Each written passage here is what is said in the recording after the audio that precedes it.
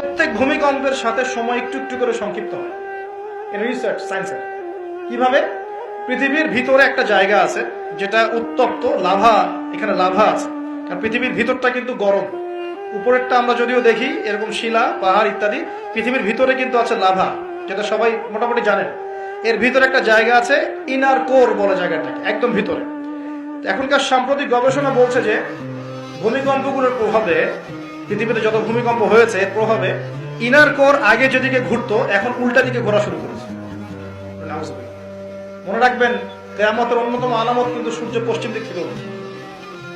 আর সময় সংক্ষিপ্ত হয়ে আসবে। নবীজি বলেছেন যে একটা বছর চলে যাবে একটা মাসের মতো, একটা মাস চলে যাবে একটা সপ্তাহের মতো, একটা সপ্তাহ যাবে একটা দিনের মতো, একটা দিন যাবে কেমন, নবী এটাও বলেছেন। নবীজি বলছেন একটা দিন যাবে একটা ঘন্টার মতো। মানে ঘন্টা মানে কি, যে ম্যাচের কাঠি জ্বালাতে যতক্ষণ সময় লাগে এতটুকু সময়ের মধ্যে মিনিট চলে যাবে। কিভাবে হবে এটা আল্লাহ ভালো জানে।